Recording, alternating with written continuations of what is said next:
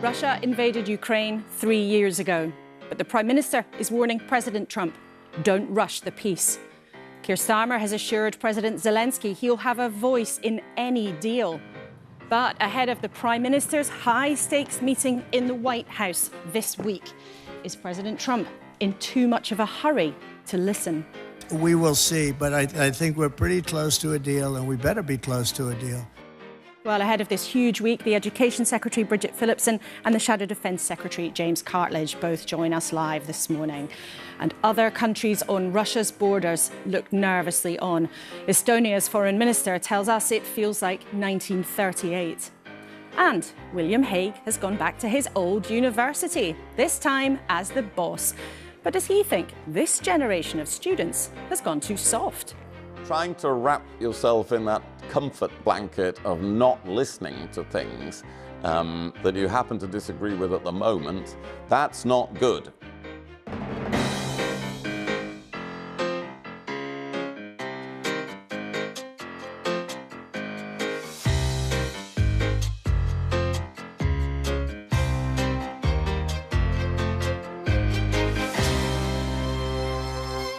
Morning. With us at the desk throughout the show, Stephen Fry, writer and broadcaster, Zanny Minton Beddoes, the editor of The Economist, and the former Chief Whip and Conservative Cabinet Minister Simon Hart, who was by Rishi Sunak's side in the grisly last days of his government and who's been busy spilling secrets. A bit more of that later on. But let's start, as we always do, with the news on this important junction. There's tons of coverage looking ahead to the White House meetings later this week. The Sunday Telegraph joins in the will he, won't he guessing game about whether the Prime Minister will increase spending on defence.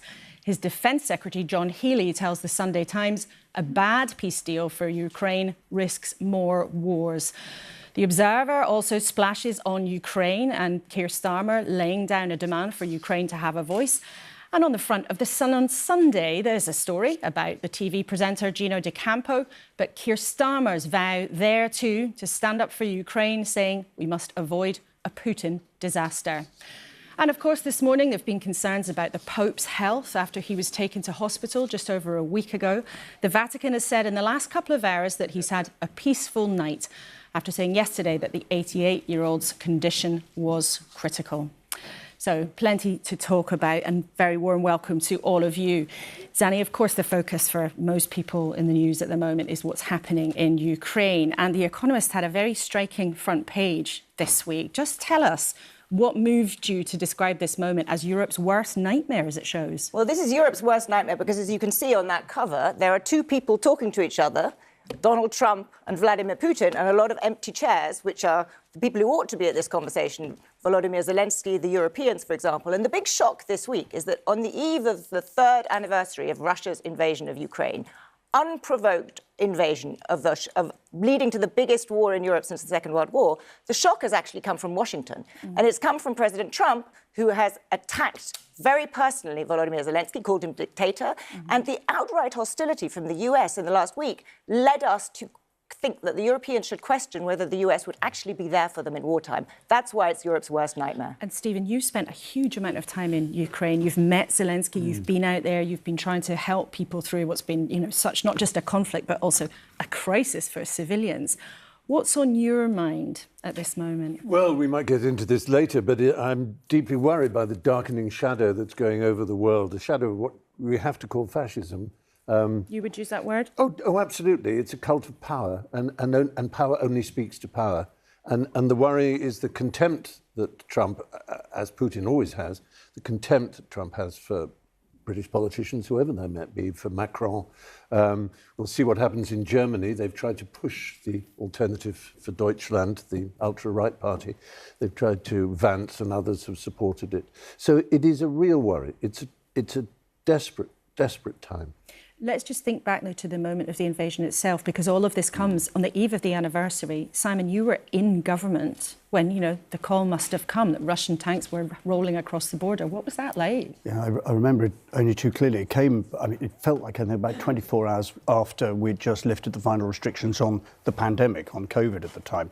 And I remember thinking sort of with disbelief that so soon after that extraordinary pressure on the country, another one had emerged, and one for which we hadn't really expected. Well, were we prepared? We were about to find out. To be fair to Boris Johnson at the time, he didn't miss a beat. He went from one crisis into the other, and it seemed that he was fully aware of what needed to be done. But there was another memory of that time too, which was the standing ovation that Parliament gave to the Ukrainian ambassador to the UK, to the extraordinary speech that Zelensky gave to Parliament in Westminster Hall around that time. We mustn't forget the extraordinary levels of unity and respect that we showed Ukraine then, and that we should continue to show now. OK, all three of you, we'll be back with you a bit later in the programme, because it has been, as we've been hearing, an extraordinary few days. The Prime Minister's had Zelensky on speed dial, the Foreign Secretary is announcing more sanctions on Russia, and the Defence Secretary, John Healey, has been warning about rushing to a ceasefire deal with the potential future conflicts. And this morning, Ukraine says Russia has attacked it again with 267 drones overnight. That's just these 24 hours. You'd be forgiven if your head's been spinning from the last 7 days. So before we speak to a cabinet minister, here's a reminder about who said what about the future of Ukraine in this extraordinary week. A dictator without elections. Zelensky better move fast, or he's not going to have a country left. Got to move fast. It is unfortunate that President Trump, and with great respect for him as the leader of the American people who constantly support us, unfortunately lives in this disinformation space. You can't end a war if you don't talk to both sides, and that's what we're doing. I've had very good talks with Putin, and I've had not such good talks with Ukraine. Macron's a friend of mine, and I've met with the Prime Minister, and he's a very nice guy, but nobody's done anything. Well, the Education Secretary, Bridget Phillipson, is with us this morning. We will talk about education in a few minutes, but we must start with Ukraine. Let's start then with Donald Trump's accusation that Keir Starmer's not done anything to try to fail the war. Was he right to end the war? Was he right or wrong? I think President Trump is right to draw attention to the fact that any lasting settlement where it comes to peace for Ukraine must involve EU nations, European allies, including Britain, stepping up and playing a bigger contribution.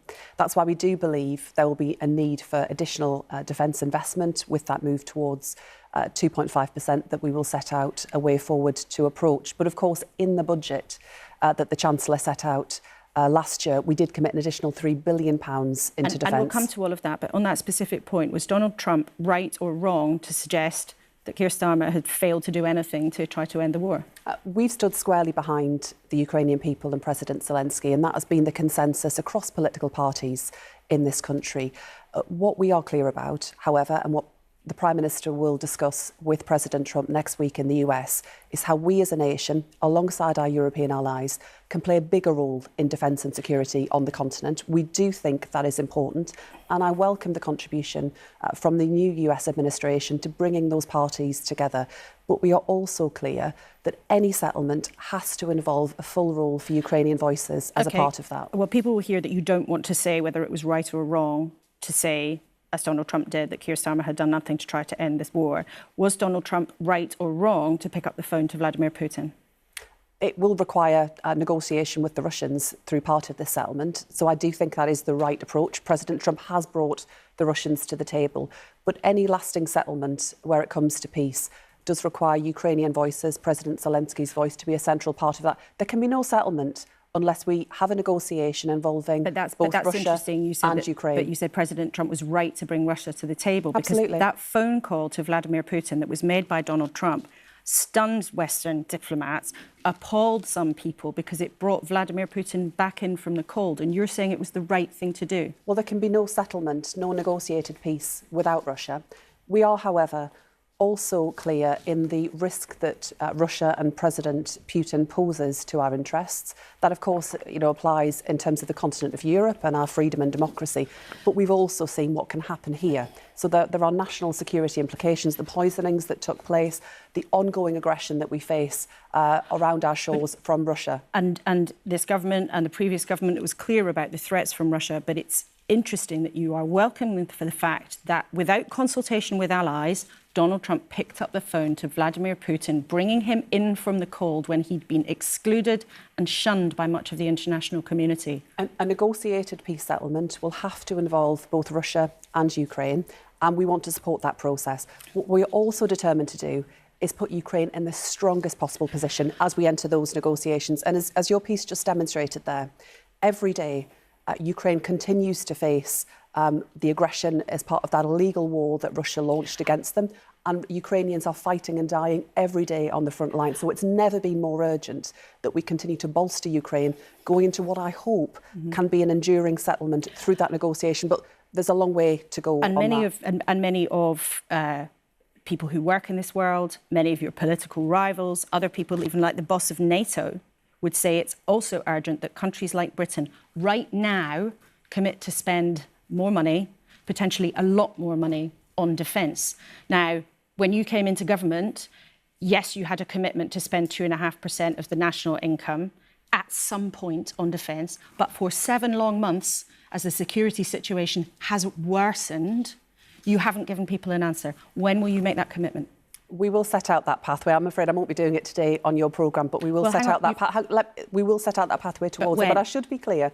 The last time this figure was reached was under a Labour government. So yes, it's been 7 months. The Conservatives had 14 years. They hollowed out our defence forces, which was something that one of their previous defence secretaries made clear. We recognise the need to invest more in defence. It's why the Chancellor at the budget invested £3 billion into our defence spending, alongside the single biggest pay rise in 20 years for our armed forces. So there is an acknowledgement and a recognition both from us and from our allies about the need to increase defence spending. But the Defence Secretary has also been clear that alongside increased spending, there has to be better spending. There is far too much waste, poor procurement and bad decisions that are being made. So alongside extra investment, there has to be that programme of reform that John Healey, the Defence Secretary, has set out. But an acknowledgement and a recognition that there has to be more cash. Yes. Doesn't do much for people like the boss of NATO, people like the Chief of the Defence Staff who sat in that chair not too long ago and said we are in a new dangerous moment. There must be more money for defence. You've had 7 months and you still won't even tell us when you're going to hit the target that you've already set. There is already more investment going into defence. We recognise absolutely that there is more to do. But I would just point out, yes, absolutely, 7 months. The last lot had 14 years. And their plan to do this was just a joke. Well, it was widely derided as being empty promises. The Conservatives had set a timetable about when they were going to hit that target, and we'll speak to them later in the programme. Which was ridiculed by the Institute of Fiscal Studies and we'll talk to them later in the programme. I think what people want to know, what people want to know is when they will see your credible plan to 2.5% spending on defence, which is north of £50 billion, and also other people, the boss of NATO, the US president, are saying it needs to be much more than that. Do you acknowledge that actually 2.5% might end up not being enough? 2.5% is ambitious, and the last time that was achieved, of course, was under a Labour government.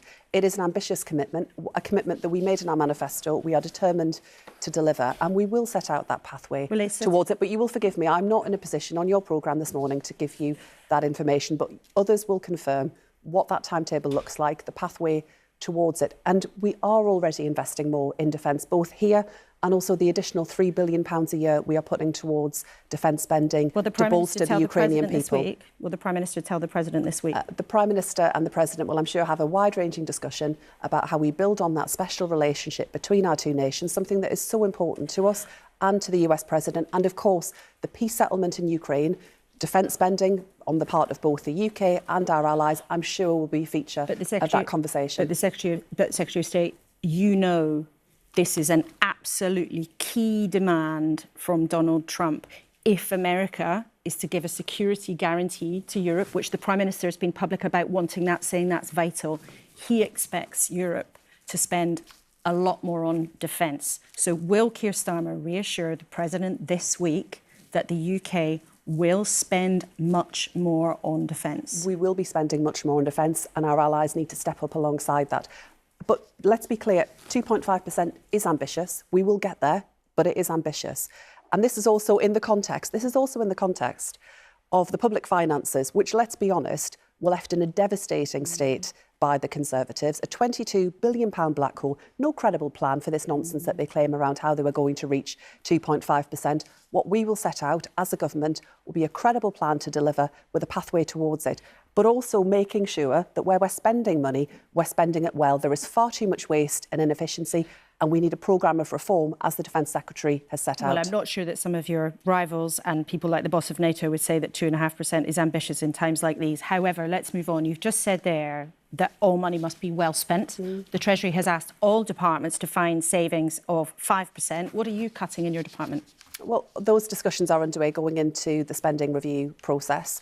Through the budget, the Chancellor, in the context of a very, very difficult backdrop, did protect key education spend, but all of us face some really tough choices. The Conservatives kind of burnt the house down, left the public finances in a wreck, and that means that there have been some really hard things that we've had to think about as an incoming government, but where we have made a big difference and where we are making change happen. So the commitment that I'm setting out today around the first 750 new free breakfast clubs that will be opening in April across England, that will make such a big difference to children's life chances, to parents' ability to work, but crucially, it's the club and not just the breakfast. And the impact on children's education, their attainment, their well-being is enormous. So I made a promise during that election campaign. I'm delivering on that promise. But the National Association of Head Teachers, who knows a thing or two about running schools, and they know a thing or two about having to balance the books in their own schools, they say lots of people have dropped out of the pilot programmes of these breakfast clubs because you're not putting enough money into it. Now, that doesn't bode very well, does it? So the pilot programme's getting underway from April. We've had massive demand to take part in this. Thousands of schools applying to take part. Sadly, we only had places for 750. We will be using this scheme to really test what works. So these will be rolled out across England, both in mainstream schools and in special schools, so we can make sure ahead of that full national rollout that we're committed to, we're getting this right. But let me just read to you what they've told us. The level of funding announced is likely to be insufficient for many schools. This might put schools in an extremely difficult position with increased pressure on already stretched budgets. So probably many parents watching might really like the idea of this, but there are plenty of teachers watching, heads watching, thinking they'd have to cut other things in order to do it. Well, of course, we'll be working with school leaders, with teachers and staff to make sure we get this right. But I'm confident we can do this. There is funding behind it, £30 million, tripling investment in breakfast clubs. And the funding that runs alongside it is far more generous than what had gone before in previous schemes. But this will make such a big difference to parents, putting money back into their pockets at a time when parents are still really facing the squeeze. So more choices at the start of the working day and the school day, but crucially, how we boost children's life chances. And that is my passion and my determination as Education Secretary, to break that link between background and success, and setting up our children to succeed at the start of the school day is such an important part of that. There's so many things that we could talk about, and our number one enemy is always the clock. But as you hear, we'd also like to ask you about how you are making changes to the structure of some schools. You say you want to break the link between life chances and background, so kids from any background can do really well. One of the really successful ways of doing that has been having a new type of school, academies. And there are now about 10,000 of them in the country. Most of the evidence shows that they have driven up standards. So where's your evidence that what you plan to do, take some of their powers away, will actually improve anything? Won't it just do the opposite? So the Academies programme started under the last Labour government, and I'm really proud of what we achieved as a government in putting education right at the heart of national life, and that's so what I'm doing. That's what I'm doing right now, and I really welcome the discussion that we're now able to have on education, something that wasn't the case before the general election. The changes that I'm setting out through the bill will still require failing schools to become academies, because we will step in. I will not flinch in stepping in to make sure that schools that are not delivering the best life chances and standards for our children have a change of leadership. But the changes that we are making, the changes that we're making in the bill cover a range of different areas. The single biggest piece of child protection legislation for a generation, and alongside that, straightforward measures that I think your viewers will welcome. A qualified teacher at the front of every classroom. I think they'd be, frankly, staggered to know that it's not currently a requirement in all schools to have a qualified teacher or a teacher moving towards qualification at the front of the classroom. Well, actually, there are plenty of success stories of people where they've been in the military or they've come from another background about going into an academy and teaching. But the question I really want you to answer for people today, where is your evidence that taking some powers away from academies will actually improve a single school? This is about spreading the brilliant practice that's there, but recognising that in too many cases, Our schools are not getting the support that they need to allow That's all not of my our children to question. try. So where's your evidence that taking powers away from academies will actually improve a single school? So this is about qualified teachers in all classrooms or moving towards qualification. I do want people to make a career shift, but have that support to qualify. Making sure that the national curriculum, the new national curriculum, when it comes in, applies in all schools. So a floor, but no ceiling on what our schools can do in terms of innovation. But at the moment, there are 600 schools in our country that are stuck, that have been consistently underperforming for many, many years. We will get in there much more rapidly to turn those schools around with expert advisors, school leaders with a background in turning around those schools. I want us to be more active, more involved in turning around schools that are just not delivering and not performing. But I will work with the profession on that to make it a reality. The Conservatives were far too complacent about it. There is, strong evidence about what works around teaching quality and much more besides. But they're more interested in defending their record than they are delivering for children today. My focus is how every child in every school, in every corner of our country, gets a brilliant education. OK, Secretary of State, thank you very much indeed. There'll be more chatter about that in Westminster, no doubt, in the coming weeks. It's great to have had a chance to talk about it briefly with you this morning, as well as Ukraine, of course. Thanks very much indeed. Good to have you with us. Now, of course, remember, as ever, we want to know what you think. You can get in touch. Email kuenssberg@bbc.co.uk or on social media. If you're that way inclined, you can use the hashtag BBC Laura Kay. And the WhatsApp number that I will learn one of these days is there on the screen for you, or you can sign up to our Thursday newsletter if Sunday mornings is not enough for you. Right then, let's think about Ukraine and what the Secretary of State was telling us there. This relationship with Donald Trump and Keir Starmer, Simon Hart, someone who's been in government when you had prime ministers having to deal with him, it is tricky. Fascinating, though, there to hear the Secretary of State very, very clearly Donald Trump was right to bring in Vladimir Putin. Were you surprised by that? I was surprised by that. I thought up until this moment that actually where Starmer was positioning himself, and indeed where Kemi Badenoch is positioning himself, is quite sensible, reserving the right for us to call out Trump. Should we consider that to be necessary? I don't think any voter would expect us just to do anything less. But I think we have to be quite firm about this. I don't think we can dance around this issue. I was concerned from that interview that we appeared to be trying to, basically play to everybody's particular egos. And I'm not sure, I'm just not sure voters or indeed people who are depending on us to be very clear in our commitment to Ukraine will necessarily come away from that thinking, I understand what these guys are going to do. Zanny, were you surprised by that? So I wasn't surprised, because I think we're now in a world, we're not in a world of traditional diplomacy. We're in a world of mobster, mafia, gangsterism. And I think it's, to sort of use TV shows, this is not The West Wing, this is The Godfather. And so everybody around the world is scratching their head thinking, how do I deal with Donald Trump? And what do you need to do? You flatter. You try to minimize any kind of disagreement. You try to turn your asks into something that brings him a win. And that conversation was really striking to me, because I think the Education Secretary is doing her best to try and kind of paint this as though there was no disagreement.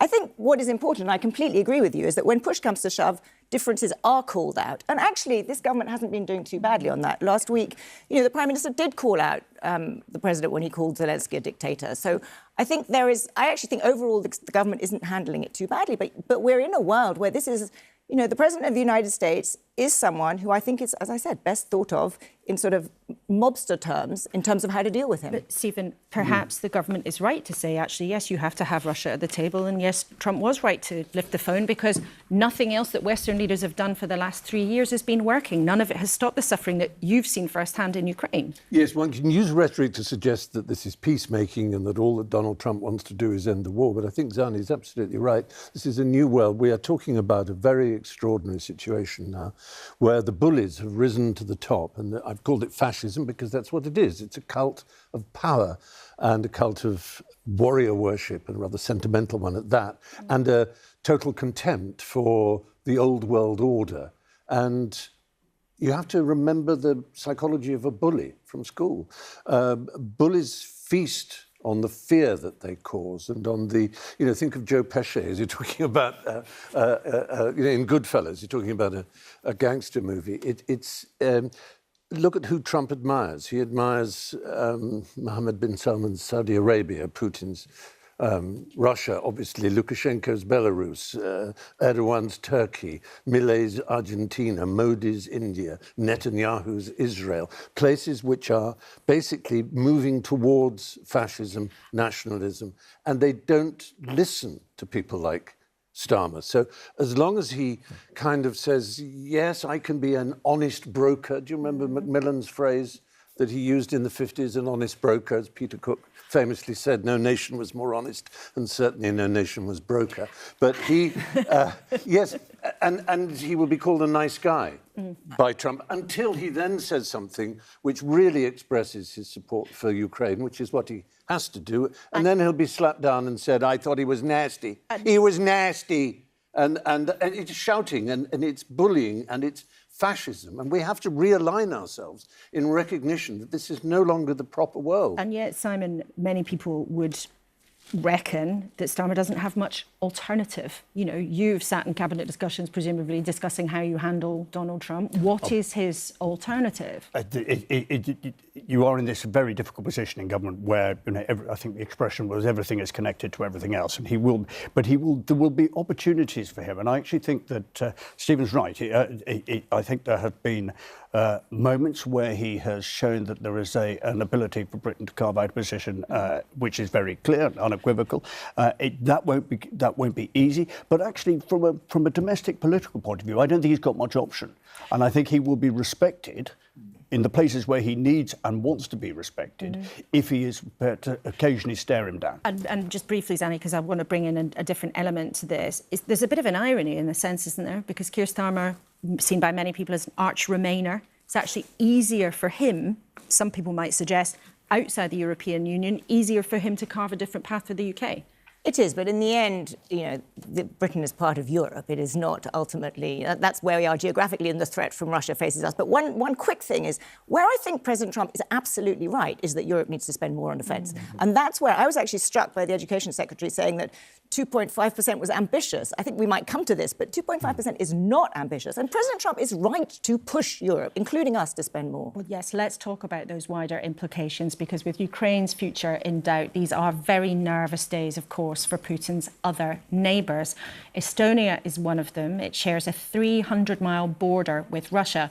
It's one of the Baltic states, all members of NATO, all worried about what might happen next. I've been speaking to their foreign minister, and I started by asking him what's at stake for Ukraine, for Estonia, and for the whole continent over the coming weeks. Everything is on stake, in the meaning that Ukraine has been fighting for its freedom, but also for Europe. And now we are not talking about only peace in Europe, in Ukraine, but actually it's about destroying Ukraine totally, finally. And also it's a questioning about European security. You, of course, have a border with Russia nearly 300 miles long. Viewers may remember last year we spoke to the then Prime Minister of your country, who said war could spread very fast. It felt to her like the 1930s. Does that risk really feel that serious to you right now? At the moment, we don't see this kind of military capabilities the other side of our border of Russia, because most of the capabilities they have sent to Ukraine, and they are destroyed or they are still there. So at the moment, full-scale military action is not possible. But we know as well that Russia is able to move the troops very quick. We are talking about maybe weeks or months. And if there will, in Ukraine, will be any kind of so-called peace or ceasefire, so it is possible that Russia can move the troops. Your country, of course, has poured money and weapons into the Ukrainian war effort. Other NATO countries are not spending anything like as much as you do. So do you want to see, and would you urge other European countries to spend much more on defence in the way that you do? The last weekend when we had this Munich security conference, of course, we have had many wake-up calls, but my feeling is that many leaders, they have actually woken up in the meaning of understanding that now this is crucial. And no one else is coming to solve our problems in Europe. We need to do more. The first thing, I think, that rapidly to increase the military support to Ukraine. And we just need to act, not to talk anymore, but to act. because we have all the money in the world, I can say like this in Europe. What would you say to our viewers who might feel this is far away, it's not much to do with them, they shouldn't have to worry about it, and they shouldn't have to pay? It's about everybody's personal security in Europe. So I think that my message will be very clear that it is better to invest right now to defense and then pay later, which is maybe really higher expense. And also let's think about the history as well. We are somewhere in the year of 1938, maybe even 1939, we don't know exactly. But we still have an opportunities to invest. We still have an opportunities to decide, to avoid everything what came later. And one more thing, that you can rely on us because our, like Estonia, Latvia, Lithuania, Poland, Finland, we are ready. We are ready to fight for you and together with you if there is a need. But we need just, investments, and we need tools for that. Minister, thank you so much for speaking to us. Thank you. Thank you very much. Well, the Foreign Minister of Estonia there, Simon, telling us to him it feels like 1938 or 1939. He might feel, other people watching might feel, that it's taken rather a long time for some Western leaders to realise really what's going on and for the debate to move on to these wider implications and particularly raising our defence budgets. Do you think that's something our politicians have got wrong? I think it's profoundly depressing listening to that. I don't think anybody can watch that without coming to the same conclusion. I think on defence spending, there's always been sort of quite ambitious targets, and I've never quite understood sometimes whether they're just a bit arbitrary. What do they mean? What does it mean in terms of recruitment? What does it mean in terms of equipment? What I think is unquestionably the case at the moment is just adding a few percentage points here and there, which will take 5 or 10 years to have actually any real effect, is probably too little, too late. We need to look at other ways of actually assigning bits of the National Reserve to the urgency that is now required. And do you think your party should do that then? I think, well, I'm interested to hear what James Cartlidge says in a minute, but going back some months and indeed years, I think we had a pretty clear idea of where we wanted to get. But of course, the threat changes. I think the timing of the threat and I think the involvement of Trump has altered some of that. Well, a lot of people would say actually that the Conservatives did preside over quite a hollowing out of defence spending. But as you say, the world has changed. Zanny, do you think that there is a way in which our government and other European governments can rectify this situation if you believe they're in the wrong position? Yes, I think they're in the wrong position, and I think they all need to spend a lot more fast. I think, for a long time, Europe was spending too little on defence. When Trump was in power the first time, he lambasted the Europeans. But two big things have changed in the last week. One is that it's become increasingly clear that the Europeans are going to have to shoulder most or probably all of the cost of supporting Ukraine. And secondly, we can no longer take the Americans for granted. An underlying and fundamental of the NATO guarantee is that the Americans would be there if we needed them. I think it would be crazy to accept that or assume that was the case now. So it's a completely different world than it was 10 days ago. Really, that means a lot more money on defence, a lot more. I think 2.5% is a joke. I think 3%, we need to be getting to 3%, possibly even more. I think we're in a world now where the NATO alliance, which the US set up, can no longer assume that its main country behind it is there for it. And so this needs a fundamental rethinking of European defence. But Stephen, many people watching, they might feel very concerned by what they're hearing, but also voters want money to be spent on the health service. They want money to be spent on public sector pensions. They want better pay if they work in the public sector. They want potholes in their roads fixed. So the world is upside down. And yes, as an old lefty who's always thought that, spending on defence was criminal and terrible in a world where poverty and famine and everything run riot, it's strange to change one's views. But that's what you have to do when the world changes. You can't stay the same necessarily. Churchill, his maiden speech when he was very young indeed in the House of Commons, was to attack overspending on defence. He actually enraged Salisbury, the Prime Minister, by talking about the costly trumpery of the good word of defence. But then, of course, by the 1930s, everything had changed and he had changed. Incidentally, he'd also left the Conservative Party and joined the Liberals because he didn't like trade wars and he didn't like tariffs. So I would say that really, as I say, I'm a lefty and I'm now finding myself in the position of being a Conservative who believes in institutions, who believes in the rule of law. And these are things Trump doesn't believe in. We know that. He's a convicted felon. And we know that his supporters and his enablers don't believe in it either.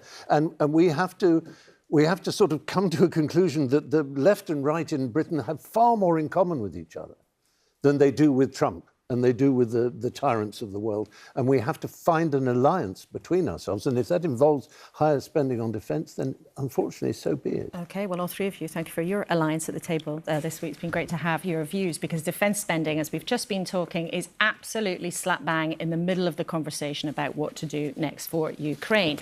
As we've been talking about, the UK right now, we currently spend 2.3% of GDP, our national income, on defence. That's more than £50 billion. It's a lot less than welfare or health, but more than housing, transport or the police, for example.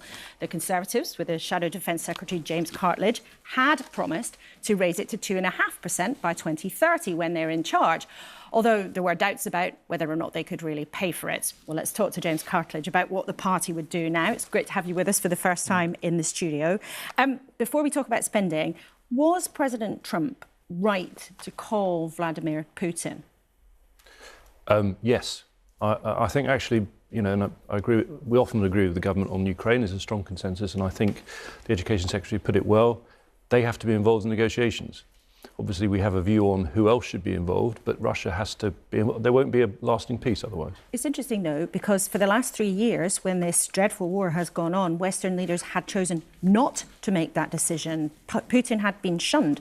So was it wrong for Boris Johnson never to lift the phone to Vladimir Putin, or Rishi Sunak never to lift the phone to Vladimir Putin? I think the difference was simply that President Trump has been elected with his overwhelming mandate to, you know, do what he promised, which is to get peace and get it quickly. That's essentially what he was saying. Whereas until now, the focus has understandably been in Ukraine on, you know, the hot war, the ongoing fight, providing munitions, providing help to support them. And I think that's a different circumstance. So he's come in with that very clear mandate, and you're seeing the impact of that, which is he wants to proceed at pace on that agenda. Now, you were a defence minister, so you know more about defence spending than certainly most people watching. But your leader, Kemi Badenoch, has called for the government to set out their timeline for getting to 2.5% on defence spending. You've also written today that you'd like to go further and faster. So as we speak this morning, how much do you think the UK should spend on defence? If I may just give you a sort of overview of, so I was heavily involved when we came up with the 2.5% plan. I was the Minister for Defence Procurement, which is the job where you order all the things that you need to buy. So you were the man with the big chequebook. Yeah, I do miss that, I must admit. but look, if only it was bigger. I think the thing is, to remind you, on the 2.5% plan, which was funded by reducing the size of civil service, I know Labour described that as a gimmick, but anyone who's been in business knows when you are looking to how to save money, it's perfectly reasonable to look at your head count, and that's just a statement of reality. But the thing is, what we set out was a multi-year plan, and the reason why that's so important to stress is that if you order a Storm Shadow missile today, it doesn't arrive tomorrow. It'll take a few years. And so for the MOD to place those orders, it needs to know where it stands over a multi-year period. So we gave them that confidence. We set out the plan every year, the money increasing as the civil service size reduced. But to be honest, where we are today, if 2.5% was right in July and it would have stabilised MOD, it would have brought a lot of benefits. I think we're clear we do have to go further because of what's happened in recent weeks. It is very clear that something which is already underway, which is this shift where the US is going to focus on China and we have to do more heavy lifting with our European NATO allies, is going to mean we have to go further and faster. So what does that mean, though, further and faster? Because Mark Rutte, for example, very well-respected leader of NATO, he says it needs to be at least 3%. The Liberal Democrats now say we should be moving towards 3%. What is your position as we speak this morning? I think the Liberal Democrats are saying we should have a sort of national discussion about 3%. They haven't said how they'd fund it, as far as I'm aware. No, but they're saying that should be the aspiration, and I'm sure that the Conservative voters watching wouldn't want to be outflanked by the Liberal Democrats on defence. No, you're quite right, and it's a very fair question. So what I wrote in my article today, I said we need to go further and faster, but I wouldn't pluck a sort of arbitrary GDP figure out of the sky, and the reason for that is really simple. We want to sit down and look at the threat we face and make a decision there and then. So, as you know, the government are going to bring out their strategic defence review. We will consider that, and then we will do our own policy work and come out with the details of that. But I think hang on, you were a defence minister. Yeah. Your former boss, the old Defence Secretary Ben Wallace, says we should be spending at least 3% by 2030. So is that what you would hope for? As I said, I'm not going to pluck out a figure. I said we've got to go further. And in fact, what we've also done today, as you saw Kemi's letter, is we've even said which areas of spending we'd be prepared to consider, because I think that's the other part of the equation. Well, you very helpfully moved on to my next question then. So you've suggested cutting foreign aid and cutting welfare in order to find extra money for defence. How much foreign aid would you be prepared to cut? Because that budget's already gone down. Yeah, so it went down from 0.7 to 0.5 when we were in government during the pandemic because of the sheer cost of the pandemic. And what I would say about foreign aid is this, because I know there are people who quite rightly talk about the benefits it brings. And in fact, many people see it as part of our security because it's there to, if you like, help stabilise countries that if you didn't invest in them might become more of a threat ultimately to our security. So it's soft power to bring security. But the problem is, Laura, and I think it's pretty obvious, we're going to have to invest much more in the hard power side of this. And that means the military, and I think the aid budget has to come into that simply because the quantum of cash is going to be so big. It has to come from somewhere. The other part of it is welfare that we've said. So whose benefits would you cut to pay for defence? Well, I mean, obviously we haven't set the detail of that out. I think we're being open, saying to the country, we think these are areas we will have to look at. We've said we'll back the government if they do. I just think there's a key point here, right? Actually, if you go right back to the Second World War, defence spending has been broadly decreasing ever since, obviously more sharply since the Cold War. And in that time, welfare spending has gone up. In many ways, we spent the peace dividend on welfare. We now have a situation where there's been this very sharp increase in people on disability benefit, for anxiety or whatever, many people of working age.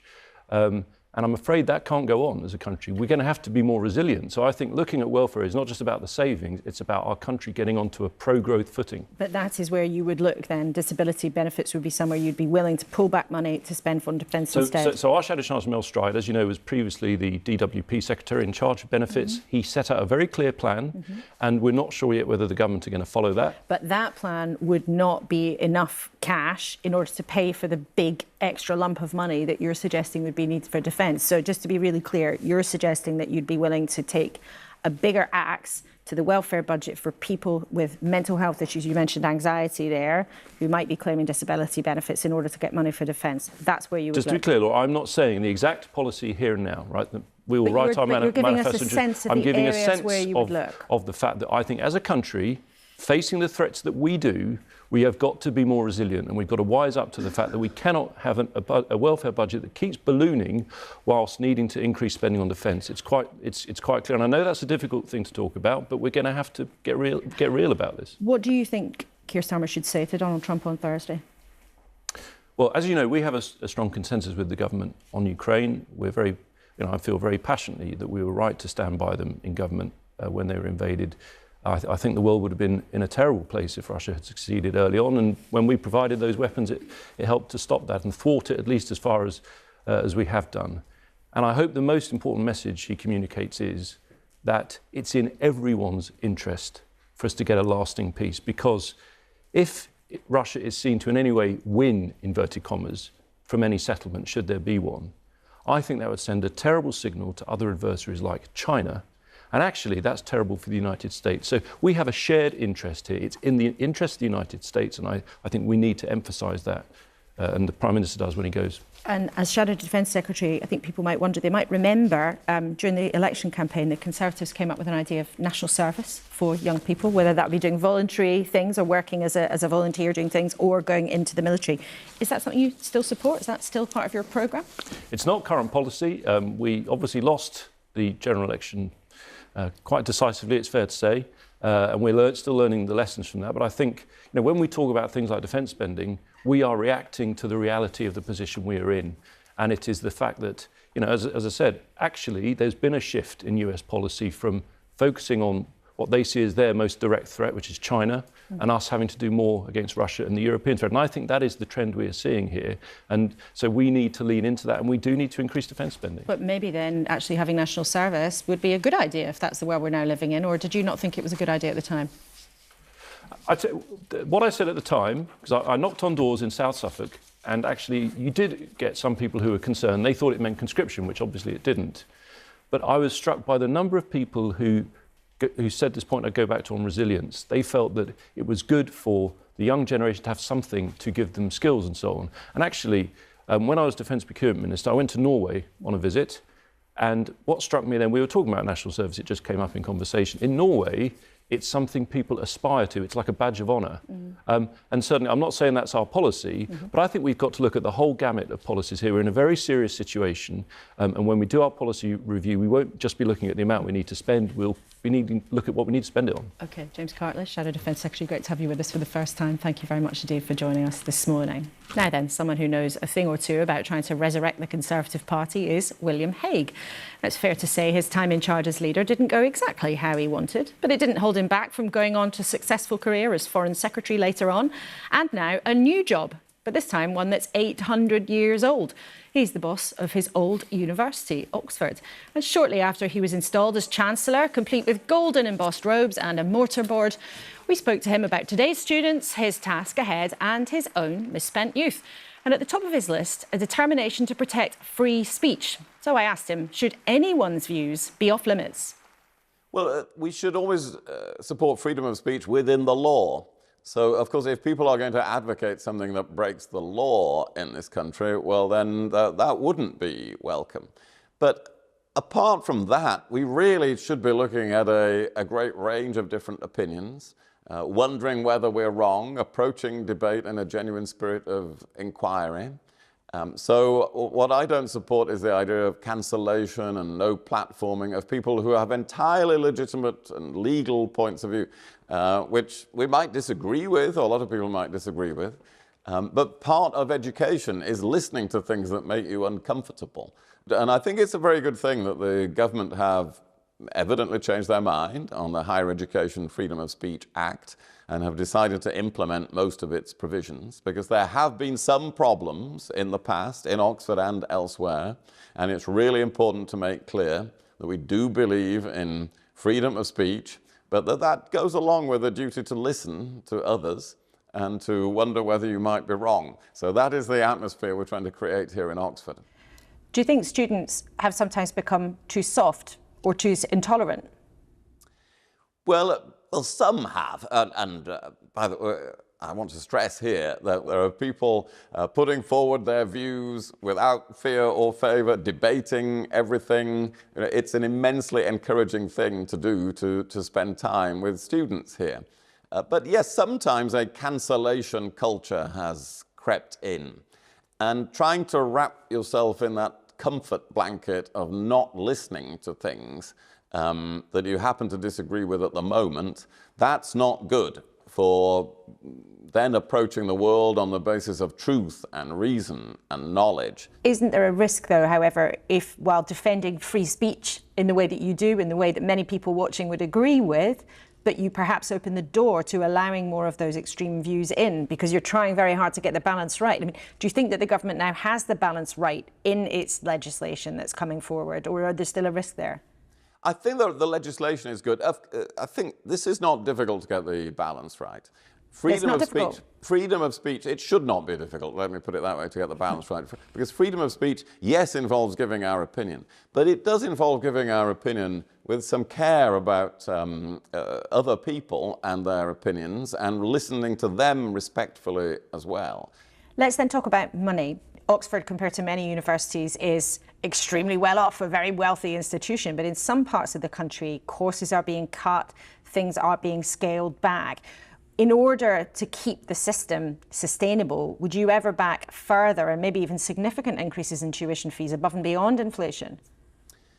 It would be difficult to have tuition fee increases beyond inflation, I think, because it's become much more expensive for students to go into higher education.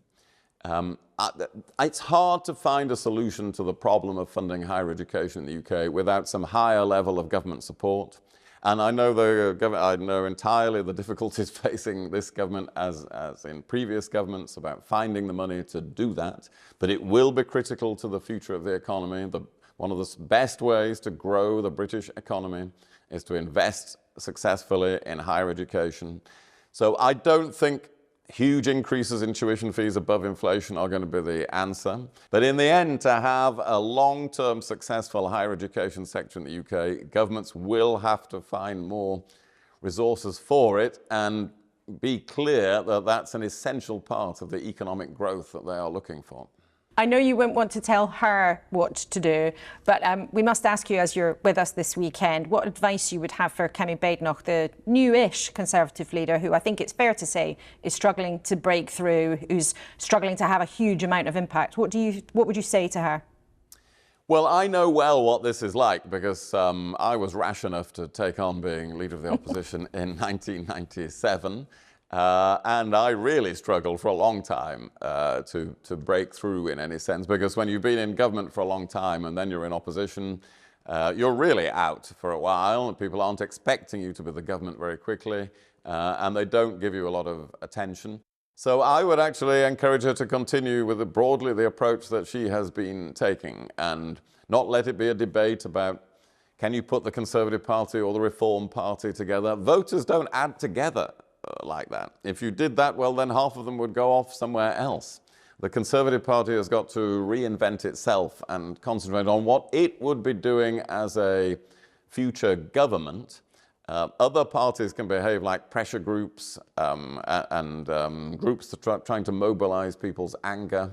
So I would encourage her to persist, and the Conservative Party not to lose its nerve in how it's approaching things. You warned this week that a quick peace deal, to use that phrase, in Ukraine could lead to, in the longer term, a wider war if the issues aren't confronted properly. How worried are you about Donald Trump's approach to Ukraine so far? Well, I'm very worried about Donald Trump's approach because, of course, it's a good thing to try to end a war. It's a laudable thing to try to do that.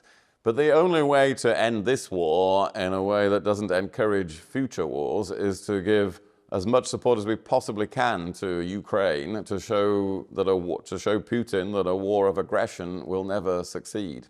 Having meetings with the Russians without the Ukrainians even represented is, I think, the wrong way to go about it. That will raise the hope of the Russians that they will end the war on their terms.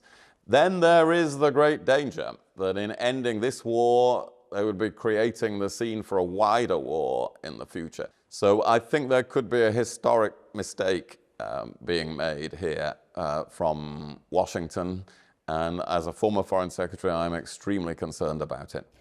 And let's finish with something perhaps a bit more lighthearted. I've seen that you've described this as basically your biggest achievement in your career when you've achieved many, many things. But I wonder what the most mischievous thing was when you were a student at Oxford yourself. Oh, now that definitely falls into the category of something that should never be revealed. So, oh, go on, it's only you and me chatting. Yeah, exactly, between these four walls. So I don't think I can say that. I had a great time as an undergraduate. Yeah, I definitely probably, it's a big difference between today and that time that certainly there was probably too much alcohol involved. But I also spent a lot of time fighting student elections, which was a pretty good preparation, as it turned out, for what I've spent a large part of my life doing. But I don't think I want to single out any particular misdemeanor within the narrow confines of a BBC interview. Lord Hague, thank you so much indeed for joining us today. It's great to hear about your job. Thank you. Well, William Hague staying coy on some of his student misdemeanours. Simon, you haven't been that coy about some misdemeanours in more recent Conservative shenanigans. So you were Chief Whip, and if people aren't familiar with Westminster, you were basically responsible for party discipline during some of the most torrid recent years of the Conservative Party, when you were quite busy taking lumps out of each other. Now, your book's actually called Ungovernable.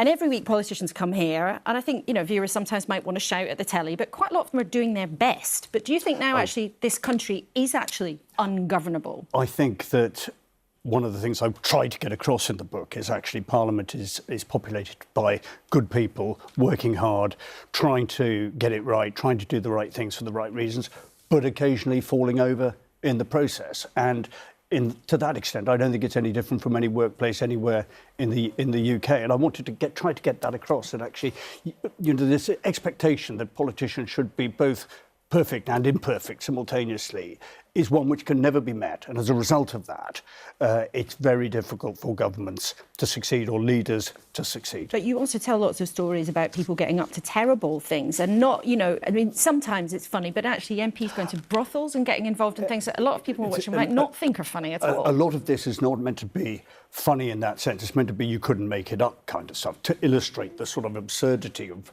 often what used to come through the door for a quite regular basis. And by the way, he's continuing to do so under the current government. It is not unique to one party or another. This is, you know, the current chief whip is probably having to deal with these kind of things every weekend, just as I did. And I just wanted to shine a light on that, say it's not straightforward, it's not easy, it's not always malevolent.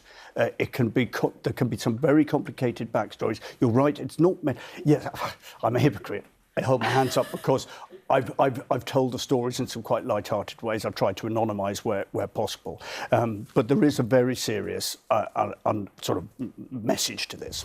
One of the things that people will also want to know, you were by Rishi Sunak's side during some very, you know, dark moments. Was it a mistake to call an early election, do you think? Would you have avoided disaster if you hadn't gone to the country when you did? I will go to my grave defending Rishi's position on this and a number of other things. I actually don't think the date of the election really made any significant difference at all. And being Rishi, he gave it considerable thought. This was not something which he sort of dreamt up overnight.